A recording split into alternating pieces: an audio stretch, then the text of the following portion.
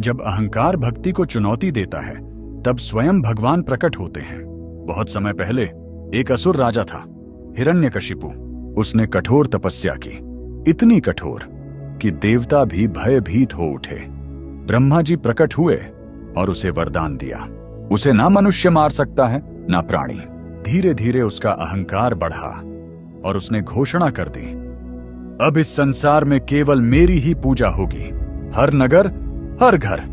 लोग डर के कारण उसका नाम जपने लगे। पर उसी महल में जन्म हुआ एक बालक का, प्रहलाद। वह अलग था, शांत, सरल और भगवान विष्णु का भक्त। गुरुकुल में उसे सिखाया गया, राजा की पूजा करो।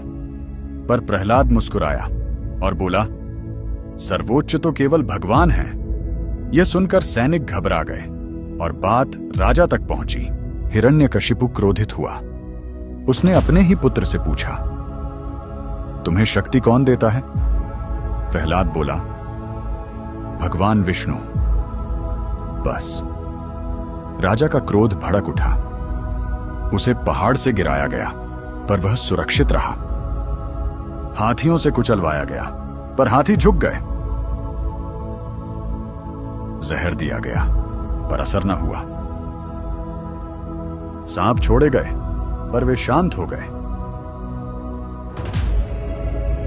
अंत में होलिका अग्नि में बैठी, पर जली वह, बचा भक्त।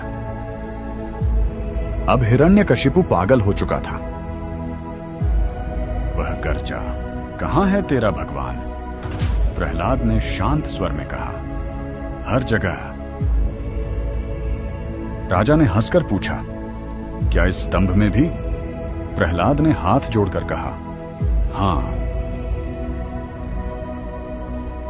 महल का हर स्तंभ कांप रहा था, समय मानो रुक गया था। क्रोध में हिरण्यकशिपु ने गदा उठाई और स्तंभ पर प्रहार किया।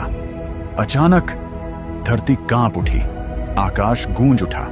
एक भयानक गर्जना महल में फैल गई। अंधकार में दो अग्नि समान नेत्र चमके। पहली बार हिरण्यकशिपु भयभीत हुआ और प्रहलाद मुस्कुराया, क्योंकि प्रहलाद जानता था भक्ति कभी अकेली नहीं होती। जब विश्वास अडिग होता है तो स्वयं ईश्वर उसकी रक्षा करते हैं। यही है भक्ति की शक्ति और यही है भगवान के अवतार का कारण। अगले भाग में देखिए न्याय और अहंकार का अंतिम युद्ध।